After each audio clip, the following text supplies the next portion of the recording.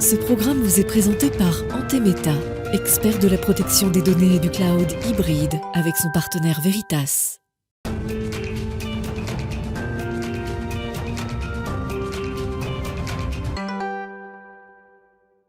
Bonjour à tous, très heureuse de vous retrouver dans Smart Tech pour une plongée dans le monde de l'innovation et pour secouer un peu toutes ces questions que pose le monde du numérique. Alors, à l'impératif d'adopter des solutions numériques souveraines, eh bien, s'opposent régulièrement des arguments de l'ordre du pragmatisme ou de la rentabilité. Est-ce que souveraineté et rentabilité sont compatibles? Ce sera le sujet de notre interview aujourd'hui avec Sami Fifra qui est en plateau avec moi. Il est de l'Institut d'études de géopolitique appliquée. Bonjour. Bonjour. Ensuite, à la une toujours de cette émission, on va parler du lancement du service de garantie de l'identité numérique. Ce sera surtout l'occasion pour nous de faire un point sur la politique française en matière d'identité et les projets au niveau européen. Et puis, on terminera Smart Tech avec notre rendez-vous Game Business pour un point sur l'actu. On parlera de Electronic Arts, Sony et d'e-sport. Mais tout de suite, donc, c'est le moment de l'interview. C'est parti, on parle de rentabilité du cloud souverain.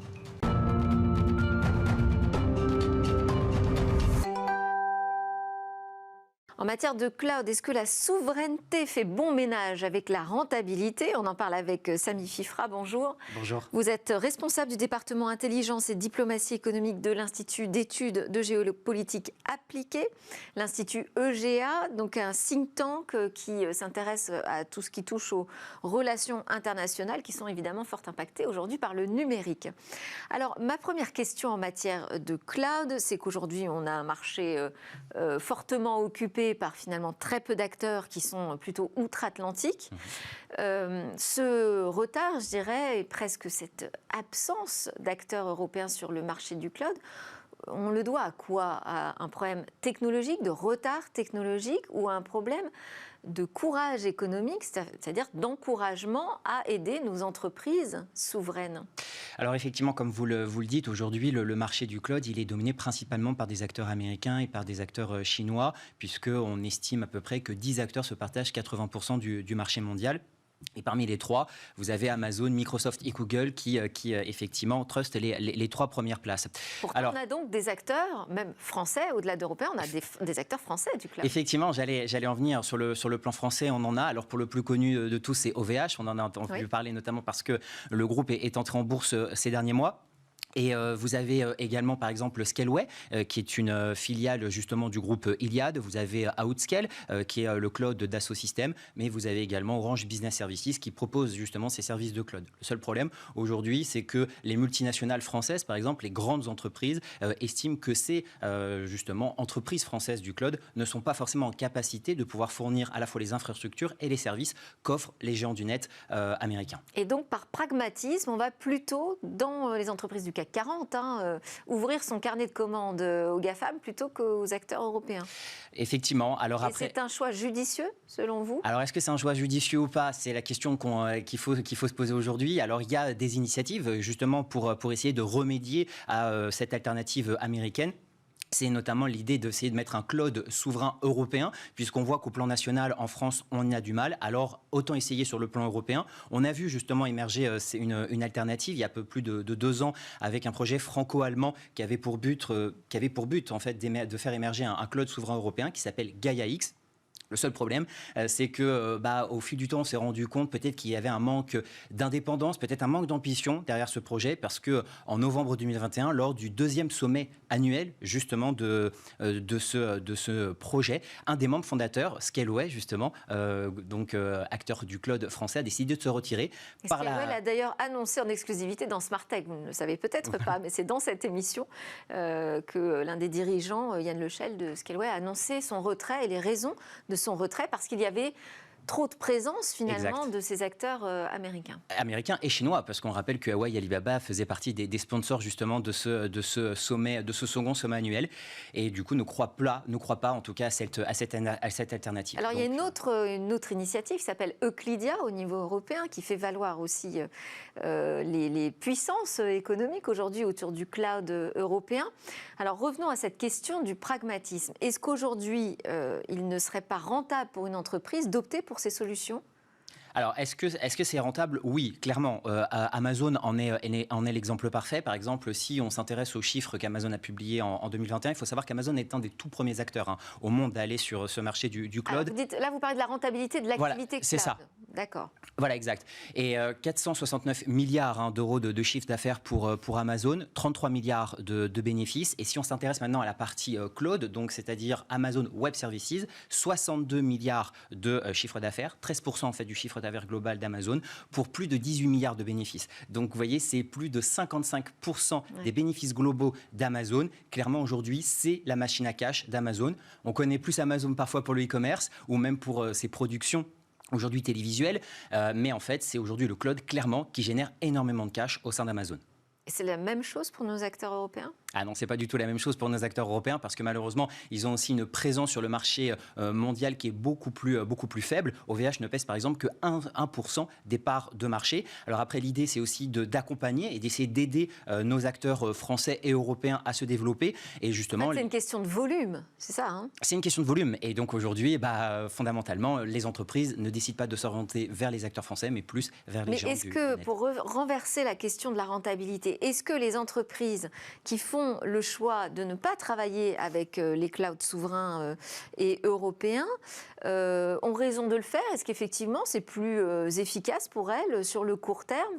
Ou est-ce qu'elles auraient à y gagner également sur le terme souveraine? Alors sur le niveau des infrastructures, oui, parce qu'aujourd'hui, clairement, il n'y a pas photo entre les acteurs américains et les acteurs français ou européens. Par contre, derrière, il n'y a pas photo sur quoi? Sur le plan technique, c'est-à-dire l'infrastructure, le service qui va être offert justement à ces entreprises-là. Par contre, après sur la souveraineté des données... C'est sur l'éventail de services peut-être plutôt que ça se... C'est ça, oui, effectivement. Par contre, après, se pose la question de la souveraineté des données, la souveraineté économique justement de ces entreprises. Et là, on voit que par contre, ça peut poser question, notamment avec les lois extraterritoriales et le Cloud Act, loi qui a été promulguée et adoptée par Donald Trump en mars 2018. Et si on peut donner juste une petite indication sur cette loi, il faut préciser que c'est une loi qui permet en fait à toutes les autorités de poursuite judiciaire américaines qui vont du simple policier en fait de l'Arkansas au renseignement de services américains de pouvoir réclamer des données qui sont situées sur un serveur d'une entreprise américaine et également situées en dehors des frontières américaines pour récupérer justement des informations relatives à des entreprises, et sans que cette entreprise en soit avertie. Donc c'est clairement un moyen pour, par exemple, les services de renseignement américains, de pouvoir récupérer des informations dites confidentielles sur les entreprises françaises ou européennes.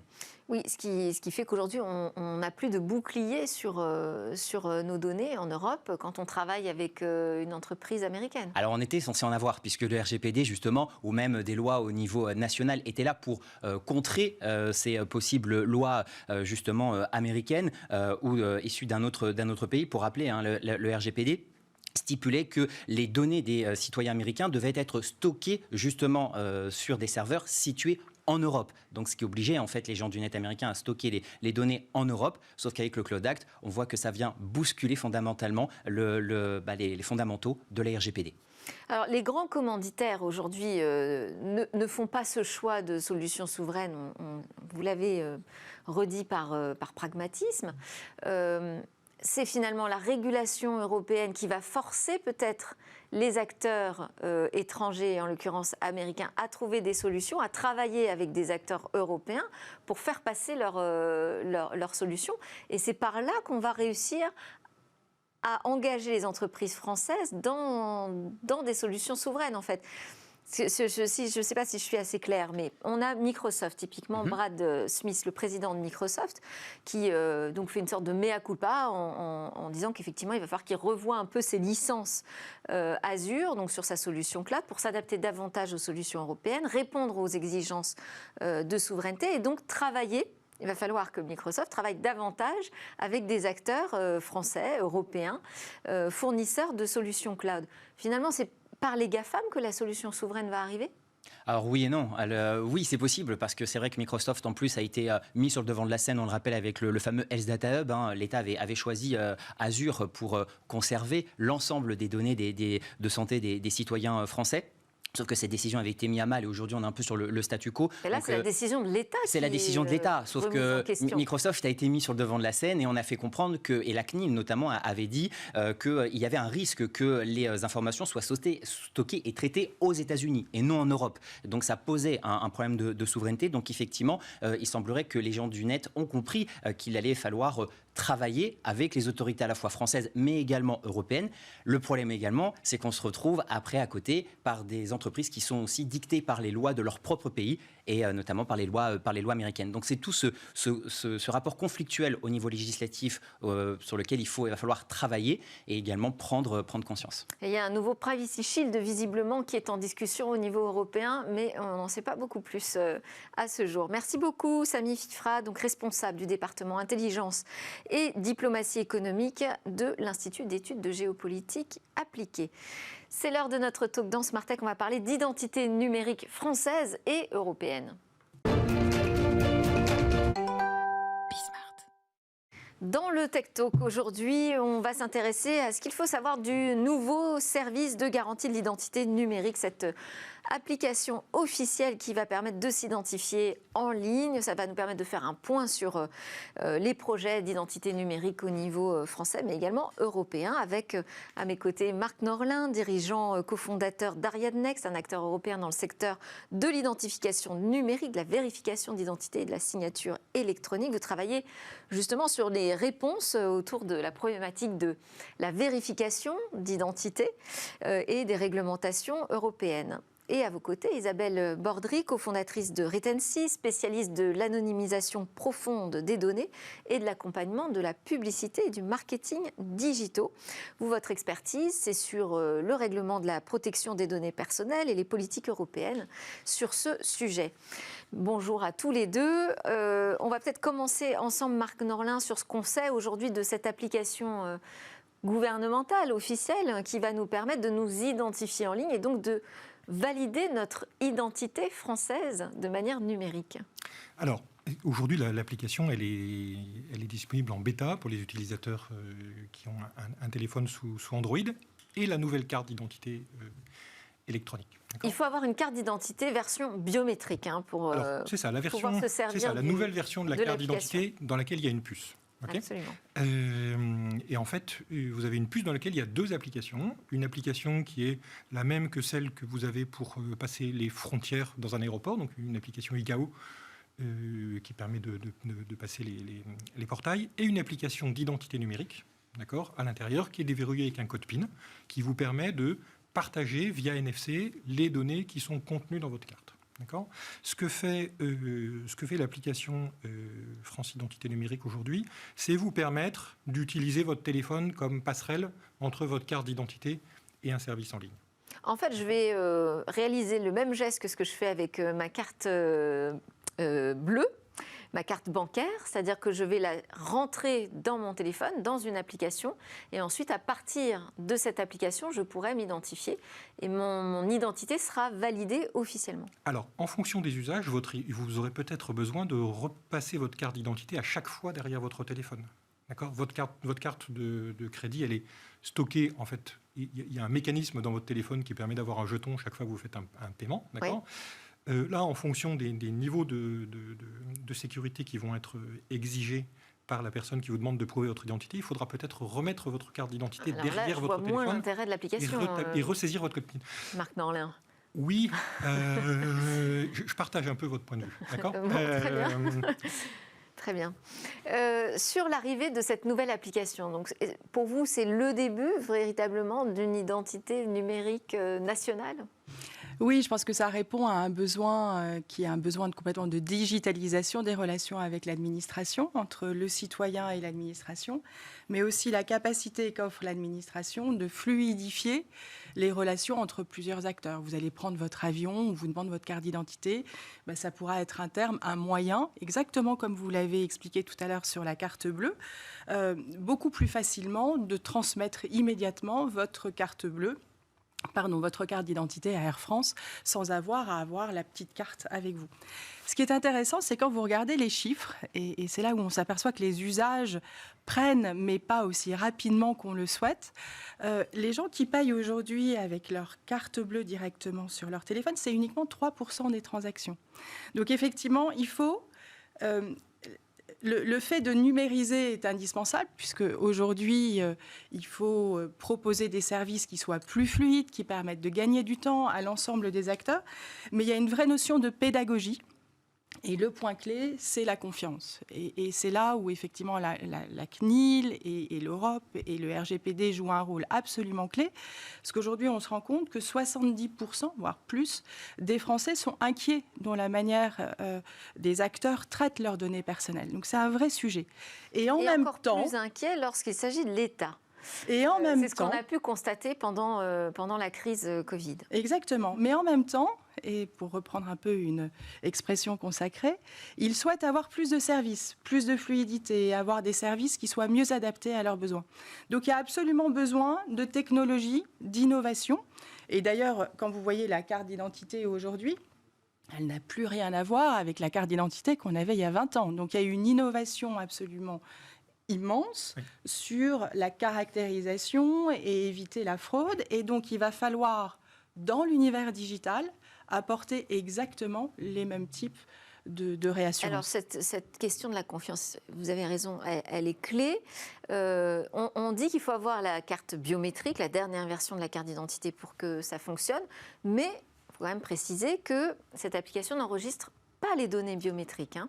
Tout à fait. Elle n'enregistre pas les données. Les données, elles sont dans votre carte. D'accord.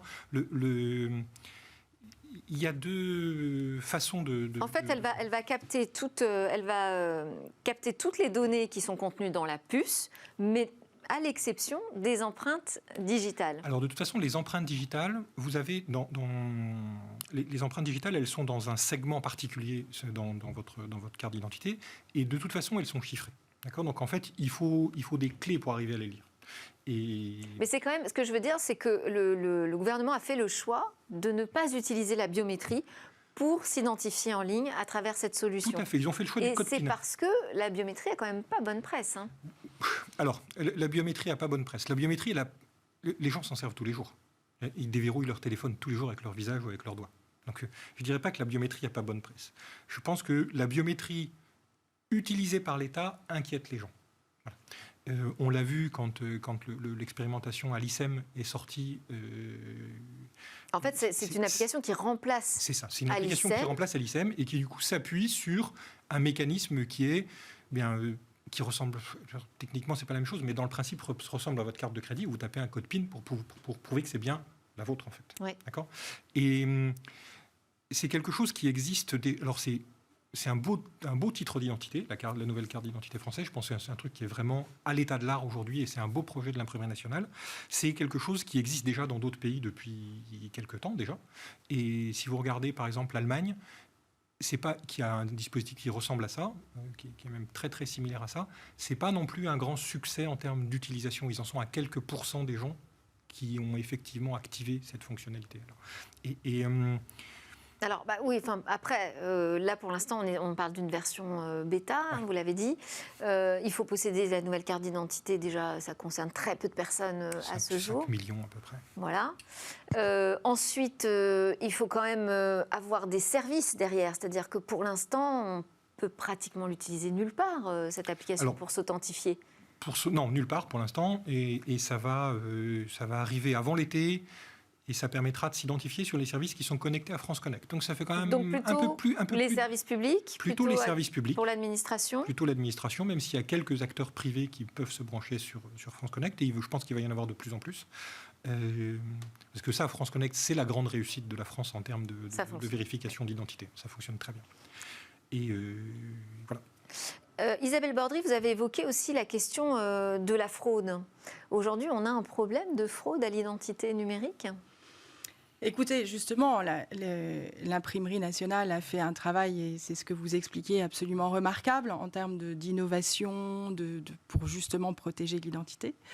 Dans l'univers digital, France Connect est aussi extrêmement réputé, c'est-à-dire que il n'y a pas eu récemment, en tous les cas, de difficultés sur ces aspects-là.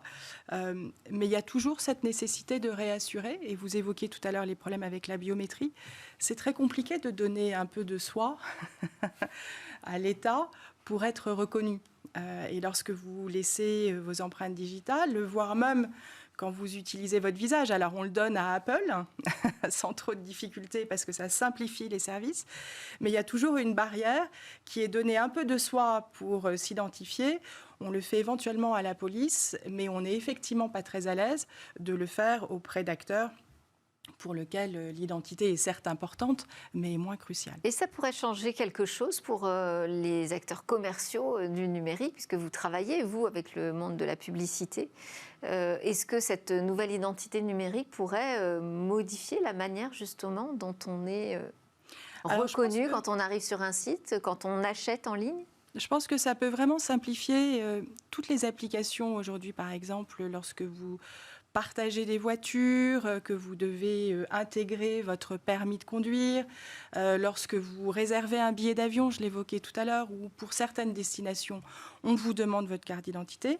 Ces services-là, à terme, simplifieront complètement les flux. Vous prenez un billet de train, vous n'avez plus à avoir d'un côté la réservation, de l'autre côté votre carte d'identité.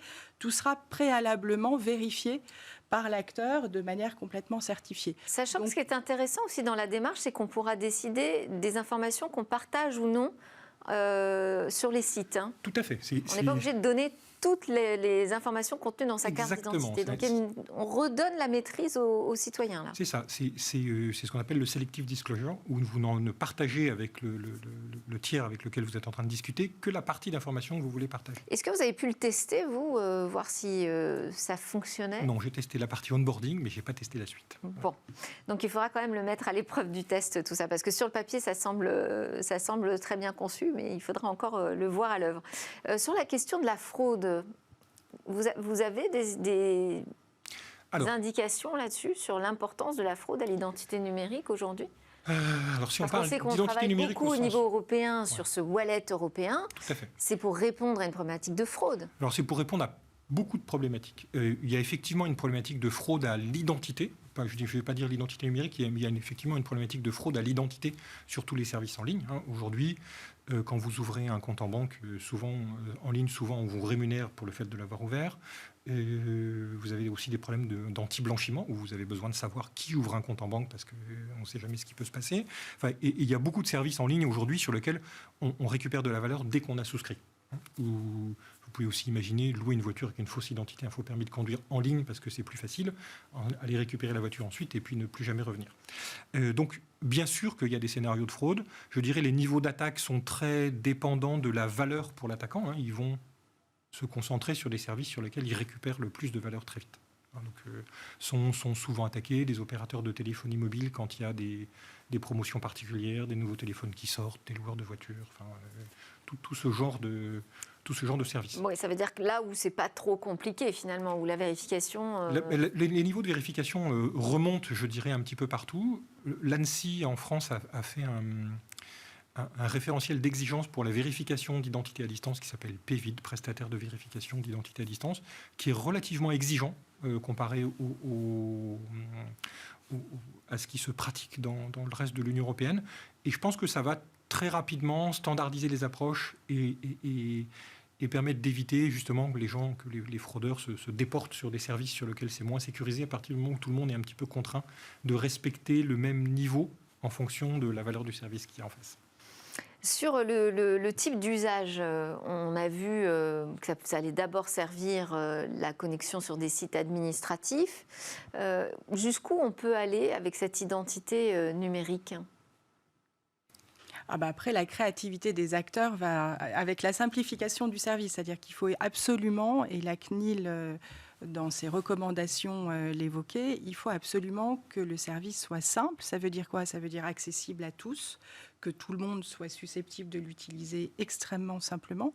Et puis après, une fois qu'il y aura une acquisition, ou en tous les cas un usage, un besoin de la part des citoyens, l'ensemble des services vont se démultiplier.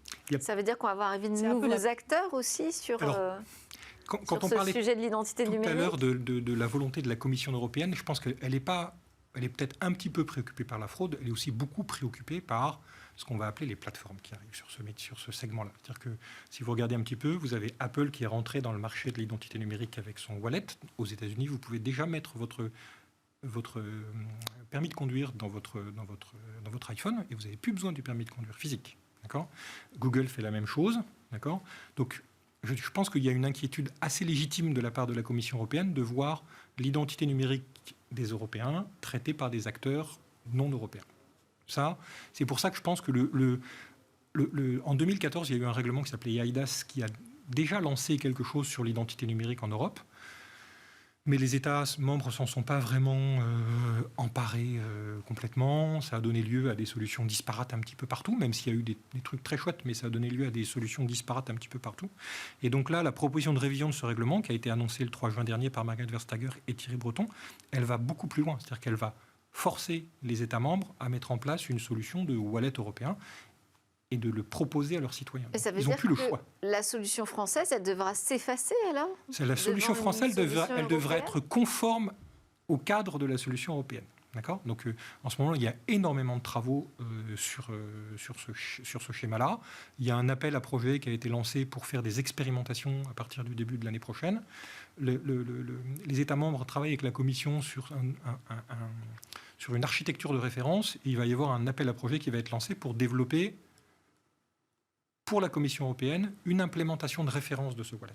D'accord ? Ça nous permettra de voir mieux comment ça va évoluer. Mais ce qui est important, c'est que ce n'est pas un wallet pour se connecter à des services publics, c'est un wallet pour porter l'identité numérique des citoyens européens sur toutes les plateformes et sur tous les services. C'est-à-dire qu'à terme, vous pourrez vous connecter avec n'importe quoi en utilisant votre wallet.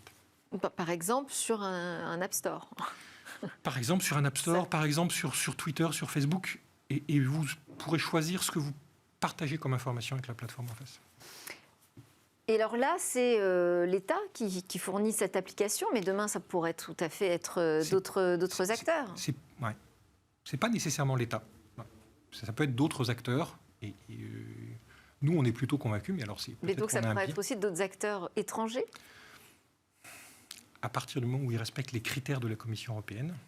Et ces critères de la Commission européenne, aujourd'hui, vous avez l'impression qu'on parle beaucoup de régulation, de durcissement de cette régulation dans le monde du numérique. Vous avez l'impression qu'on va trop loin, pas assez loin ? Je pense qu'aujourd'hui, il y a énormément de données qu'on laisse chaque jour dans l'univers digital, et pas que dans l'univers digital d'ailleurs, lorsque vous faites vos courses avec votre carte de fidélité, etc. Il y a énormément d'informations aujourd'hui, des masses d'informations aujourd'hui qui peuvent être traitées par les acteurs, et donc il y a absolument besoin de cadrer, de réguler la finalité avec laquelle les acteurs peuvent traiter ces informations, les objectifs qu'ils se donnent, les moyens, les outils qu'ils développent pour protéger leurs consommateurs. Et c'est comme ça que le RGPD est extrêmement clair, et le RGPD a ces deux notions phares. La première, c'est vous donner votre consentement à une certaine finalité pour utiliser de l'information qui vous concerne, qui est soit votre identité, mais aussi les usages que vous pouvez faire. Votre consommation télé, votre consommation radio, votre consommation sur Internet, votre consommation dans tel ou tel supermarché. Et de l'autre côté, l'anonymisation, qui est effectivement extrêmement avec des critères extrêmement fermes, qui sont des critères même mathématiques, juridiques et mathématiques. Alors, on a quand même vu sur l'anonymisation des études nous montrer que finalement, on n'arrivait jamais véritablement à anonymiser totalement des données, parce qu'en recoupant plusieurs cohortes de data, on finissait par statistique finalement à pouvoir identifier assez facilement les citoyens. Eh bien, c'est que vous ne faisiez pas de l'anonymisation. Ça s'appelle de la pseudo-anonymisation, ce que vous évoquez. Lorsque vous anonymisez... J'aimerais bien. Mais... En fait, la pseudo-anonymisation a été effectivement relève de systèmes de cryptage, de sécurité de la donnée qui n'assurent pas une anonymisation de la donnée au sens du G29, c'est-à-dire au sens et suivant les critères qui ont été donnés par l'ensemble des CNIL européennes au moment de la promulgation du RGPD. Typiquement, par corrélation, lorsque vous anonymisez une base de données, vous ne pouvez plus retrouver qui que ce soit, vous ne pouvez plus identifier qui que ce soit. Il y a 3 critères qui définissent l'anonymisation. Il y a une résistance aux attaques par corrélation, une résistance aux attaques par inférence et par réindividualisation. Et ces 3 attaques qui, en fait, se décrivent mathématiquement, assurent une protection complète de l'individu. Donc lorsque la base est anonymisée. pas véritablement de l'anonymisation profonde, c'est ça? Exactement. Alors là, on est sur le sujet de l'identité numérique, c'est tout à fait l'opposé. Là, ici, on a des données qui ne sont pas du tout anonymisées. Comment Puisque au contraire, elles sont là pour nous identifier. Comment est-ce qu'on assure la sécurité? Alors, Norlin, on l'assure. comment est-ce qu'on fait pour ne pas avoir peur, là, Comment est-ce qu'on fait pour pas avoir de cette identité numérique? En ne transmettant que les informations qu'on a besoin de transmettre. D'accord? Donc déjà, avec votre identité numérique, vous pouvez parfaitement vous en servir sur certains services. Ça va vous paraître un petit peu paradoxal, mais de façon presque anonyme. D'accord. Donc, par exemple, pour des sites adultes, moi j'avais noté ça, que c'était intéressant, on pouvait partager uniquement... Le fait que vous avez plus de 18 ans, sans même donner votre âge. D'accord. Le fait que vous êtes majeur. D'accord. Et du coup, ça ne transmet rien d'autre que ça et un identifiant calculé, qui sera le même chaque fois que vous reviendrez sur le site en question, mais qui vous est spécifique à la combinaison entre vous et ce site-là. C'est-à-dire que si vous vous connectez sur un autre site, vous n'aurez pas le même identifiant sur cet autre site. Donc du coup, on a cette espèce d'anonymisation, je dirais, par construction. Pseudo-anonymisation. Après, il n'y a effectivement rien qui va empêcher le site en question de collecter votre adresse IP et on retombe sur d'autres techniques pour arriver à savoir qui vous êtes. Donc on a ça comme premier principe qui est le selective disclosure, dont on parlait tout à l'heure. Vous ne transmettez que ce qu'il y a besoin de transmettre. Ensuite, le deuxième principe, c'est de se dire que vos données personnelles, elles sont dans votre téléphone, en l'occurrence, dans le projet sur lequel nous on travaille et dans le projet de l'application identité numérique du wallet européen, elles sont chiffrées dans votre téléphone. Il n'y a pas de serveur sur lequel elles sont stockées, d'accord. Et vous pouvez avoir plein d'informations qui sont stockées dans votre téléphone. Vous allez pouvoir avoir votre identité, mais vous allez pouvoir avoir aussi votre permis de conduire. Donc plein de justificatifs. C'est un stockage local. C'est un stockage local et vous ne transmettez que ce qu'il y a besoin de transmettre. Et sur lequel on a la main. Merci beaucoup. On arrive au bout de notre discussion. Isabelle Bordry, cofondatrice de Retensi, Marc Norlin, CEO, cofondateur d'Ariane Next. Merci pour vos éclairages. Merci beaucoup. On continuera d'en parler. Surtout, on continuera d'en parler à partir du moment où on pourra le tester. Juste après la pause, on se retrouve pour notre rendez-vous Game Business.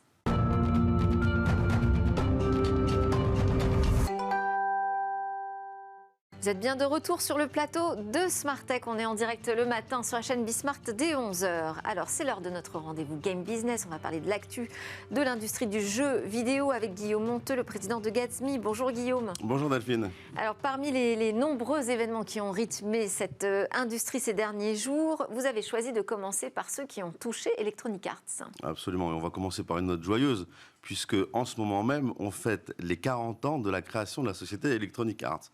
40 ans que cette société nous fait jouer des jeux formidables, FIFA, NHL, Maiden, ou encore plus récemment Formula One, puisqu'ils viennent de racheter aussi Codemaster.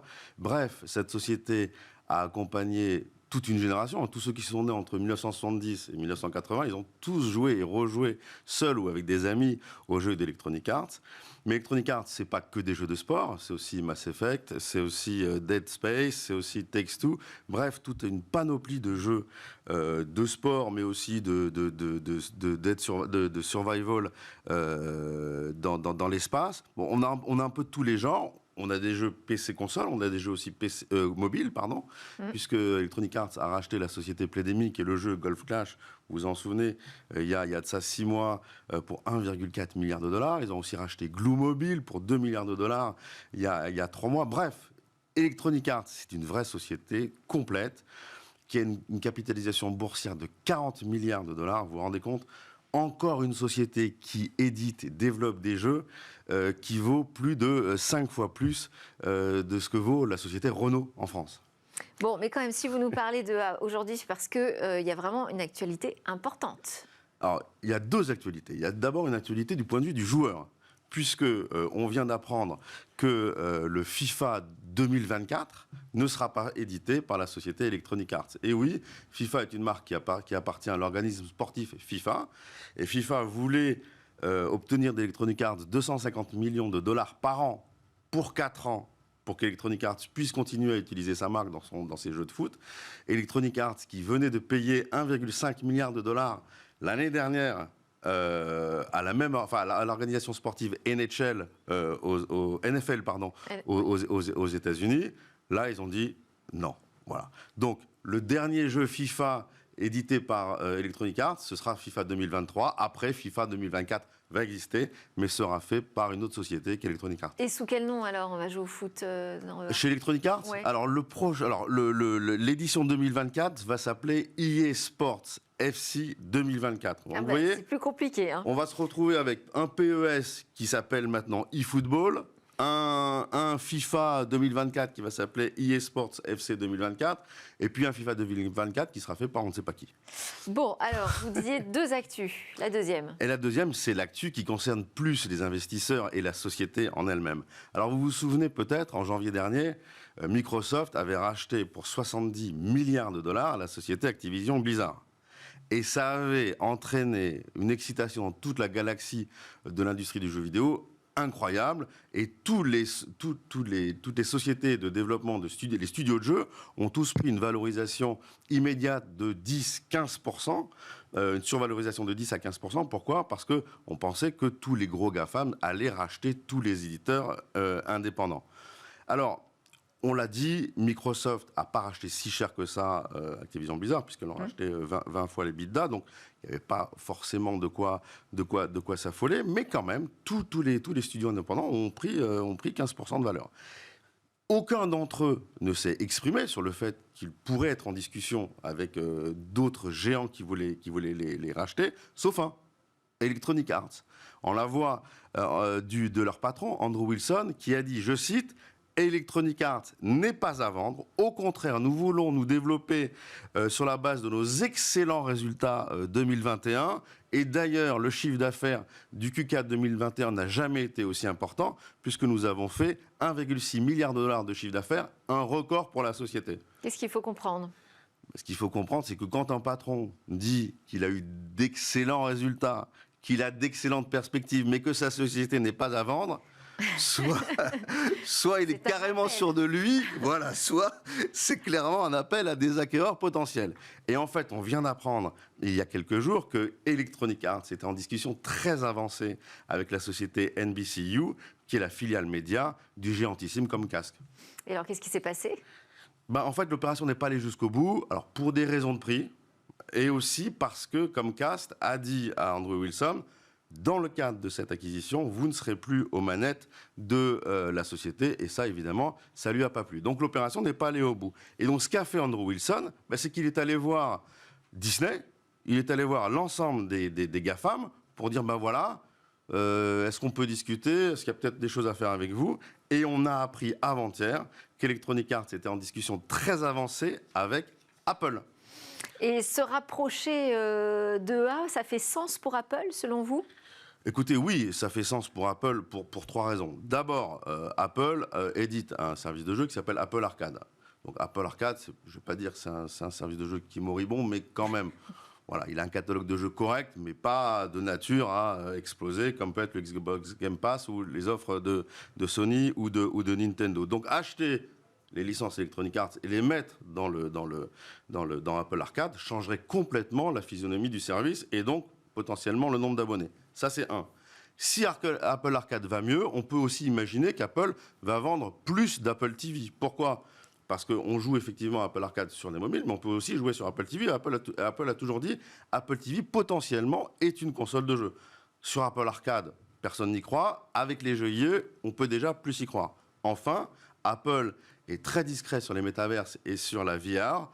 Or, EA possède une licence exceptionnel pour le monde des métaverses et pour la réalité virtuelle qui s'appelle les Sims, que tout le monde connaît, auquel on a aussi tous joué. Les Sims, c'est une licence qui est très propre, très grand public, très haut de gamme et très compatible avec Apple. Donc voilà, pour ces 3 raisons, le rachat fait sens pour Apple. Fait sens, et donc ça pourrait même être crédible, selon vous, ce rachat? Oui, alors le rachat, ce qui est sûr, c'est qu'Apple et Electronic Arts ont des vraies discussions. Donc il y a une potentialité qui est réelle. Et j'ajoute à ça que Electronic Arts est une société qui intrinsèquement vaut vraiment quelque chose. Ils ont une vraie stratégie de développement et ils ont un vrai catalogue d'IP et de jeux. Mais moi, j'y crois moyennement, en fait, au rachat d'Electronic Arts par Apple, pour 3 raisons aussi. La première, c'est que Apple s'est jamais intéressé au studio de développement. Et on n'achète pas un Mac, on n'achète pas aujourd'hui un iPhone pour jouer. Enfin, on achète un iPhone pour jouer, mais on n'achète pas de marque pour jouer, ça c'est sûr. Ça, c'est la première des raisons.